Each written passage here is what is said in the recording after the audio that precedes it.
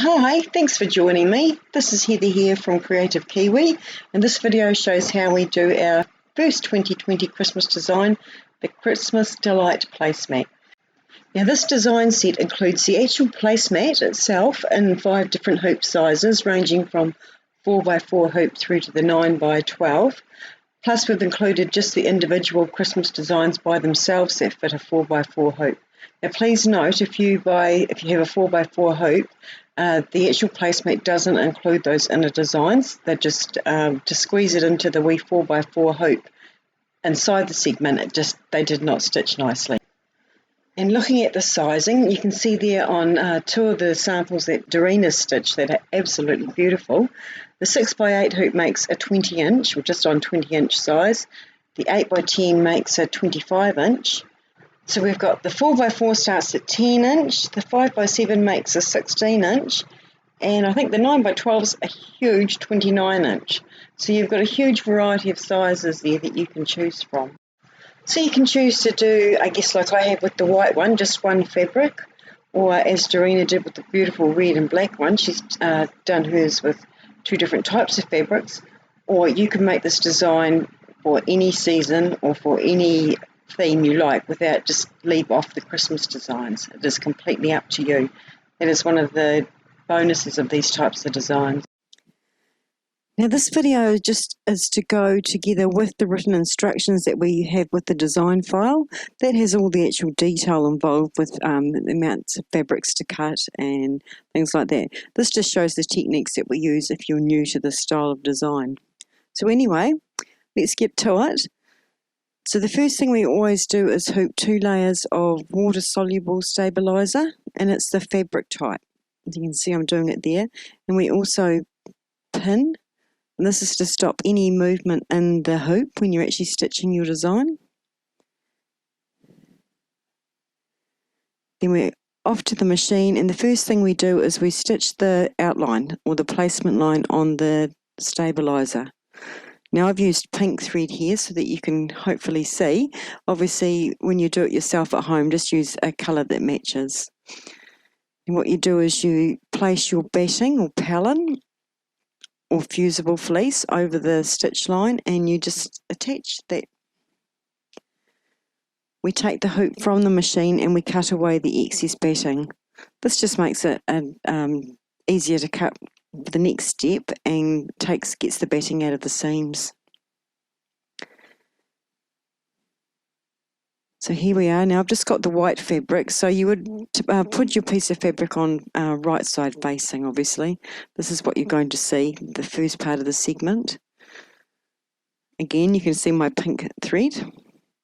So your next colour stitches down the fabric. Then we've got the inside, so we've got just a really simple inner quilting, which you can leave out if you like. It's up to you. If you've got a really pretty fabric and you don't want to have any stitches over it, then just skip that colour. So we've got the quilting stitching, and then we've got the actual Christmas design.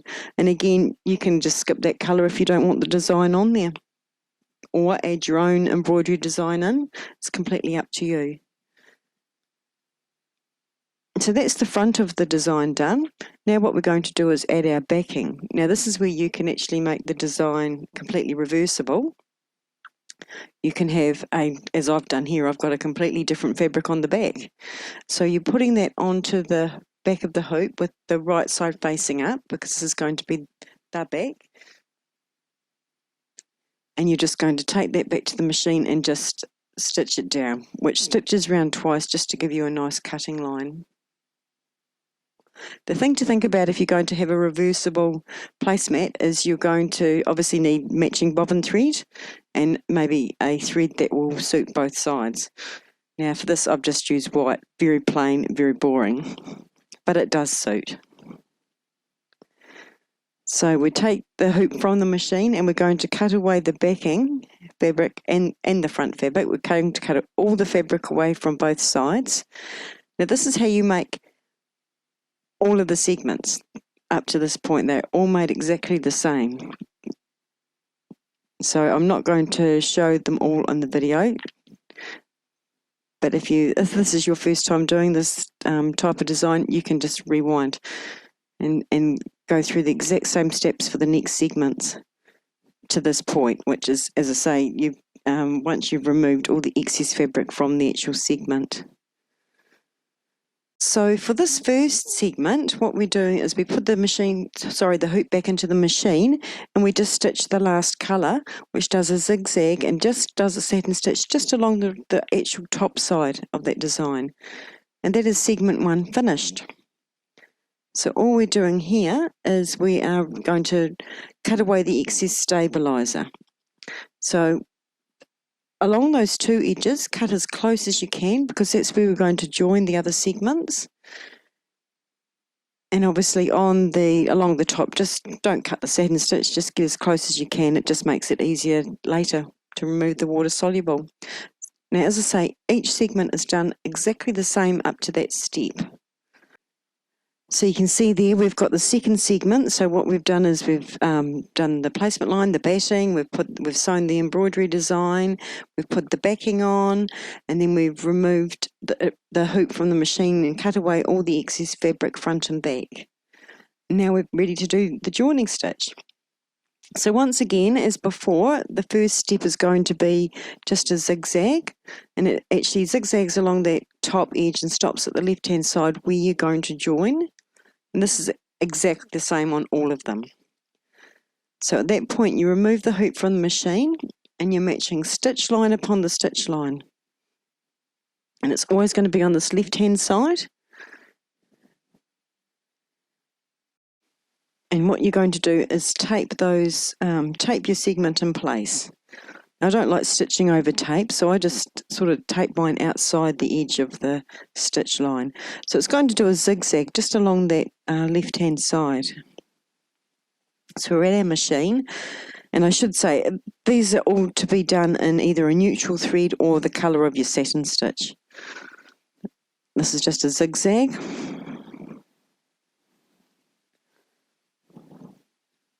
Now you can slow your machine down for this stitch, or you can start and stop, just whatever suits you. And once you've finished it and you're happy that the seam is joined in both places, you just continue on and do the last stitch, which is a satin stitch. It just does that satin stitch edge.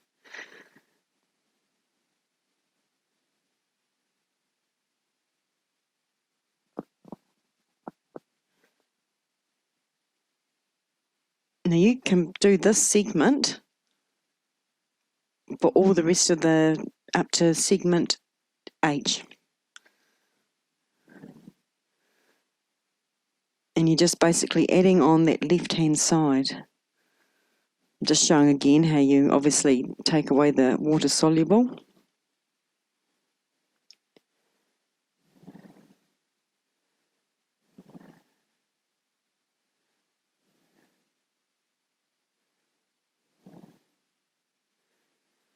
So when you're ready for the next one, you load file C and follow the same steps. So there we go.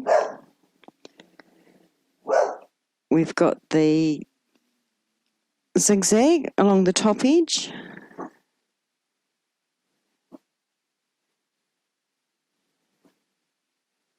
We're now going to join the second lot along that left-hand side by placing stitch line upon stitch line.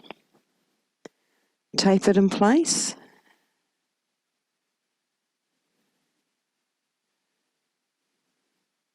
Do that nice zigzag edge. Now that's speeded up. Normally I take it a lot slower for that. Again, you just make sure that it's caught both sides of the design. And when you're happy with it, do that last colour, which will do the satin stitch. So that was file C. File D looks like that. E, F, G.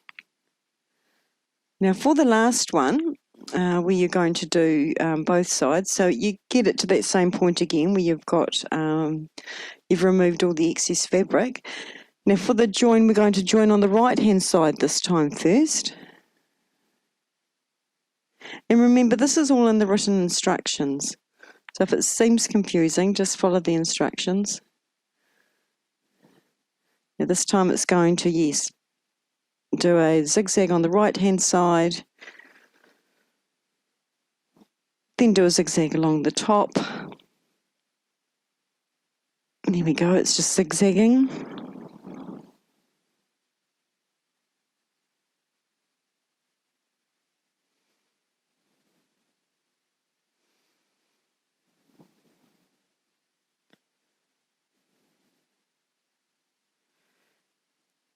Once we're happy with that, we just do the next stitch, which will zigzag along the top edge, and stop for the next join.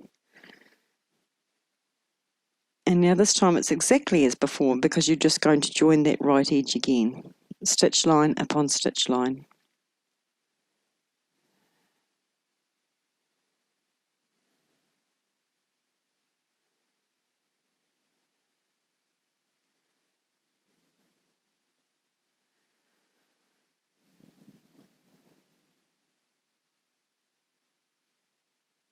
And there we go, just joining the design.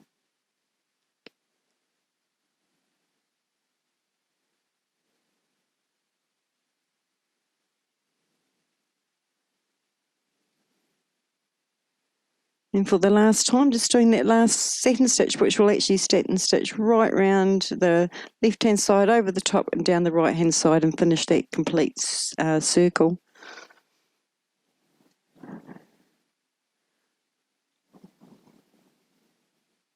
Okay, so the centre. As before, you're just going to hoop 2 layers of your water-soluble stabiliser, and it's going to stitch out a placement line, which has the top, bottom, left and right markings on it. You're going to get your placemat, and you're going to, you can place it however you like, to be honest, but I find it easier to use the markings, match up the satin stitch edges, so top, bottom, left, right. Now we're using our new version of doing these centres. So basically the centre is actually bigger than the hole you have at the moment. This means that when you've done your joining, if there's it's not quite centre in different places, you will not notice, because what happens here is when you've got it at the machine, you can see it's stitching a larger hole than your actual current centre that you have. Hopefully I will reveal all in a moment. Now this is definitely one of those times, do not leave the machine for this particular stitching point. You can see there I don't like stitching over tape, so I start and stop so I can remove the tape. I just don't like the needles get all gummy, and it can, your thread can stick.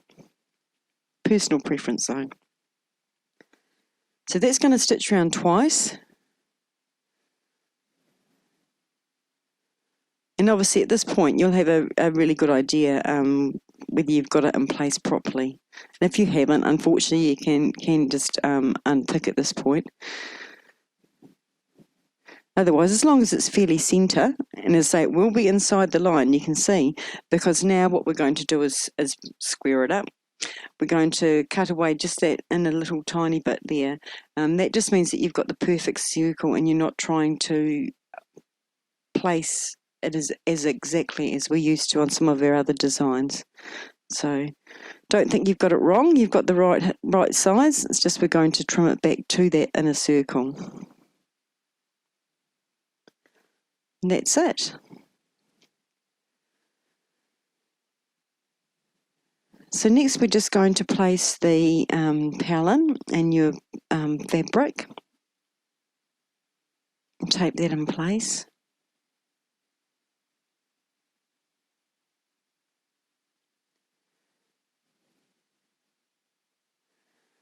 Back to your machine and just stitch the circle down.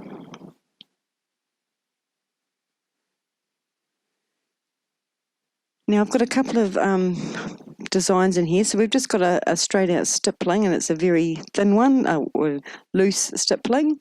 We've got a second inner circle, which is a nice chain stitch, and then we've got the Merry Christmas design. Now you can choose to have any or none of those designs. You can add your own, just put a pretty fabric in there instead, completely up to you. Whatever you do, do that before you get to this step. So once you've actually put everything you want on the front of the placemat, you take the hoop from the machine once more and you add your backing. So this is just so that you've got a perfectly, completely reversible design. Back to the machine just to stitch down that backing, so that will stitch around twice. And then as done with all the other parts, you're just going to cut away all that excess fabric on the back and the front.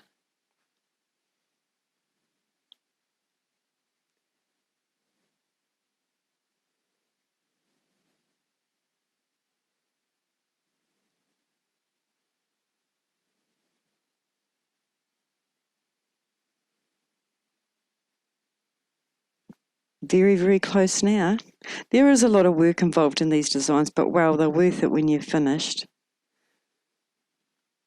And it's the sort of thing that you could, you can do 1 or 2 segments at a time. You don't have to have it all done in a day. Now the last step is just to do the final satin stitch. And so that's going to stitch around and do a nice little decorative stitch at the very end.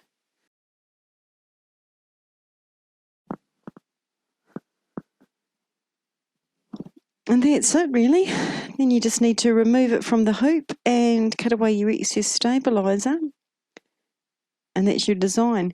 Now, I missed videoing removing the water soluble. You'll see it on any of my other videos, but basically you use hot water and a Q-tip and just do the edges. Or you can put the whole design into the washing machine and put it through a wash cycle, and that will remove all traces of stabiliser. So a big thank you to Dorina, who made these gorgeous samples. And as I say, it shows you what sort of things you can do with this design. So thanks, Dorina, and thank you for watching, and be sure to join us on our Facebook group and share what you make with this design. Thanks so much. Cheers.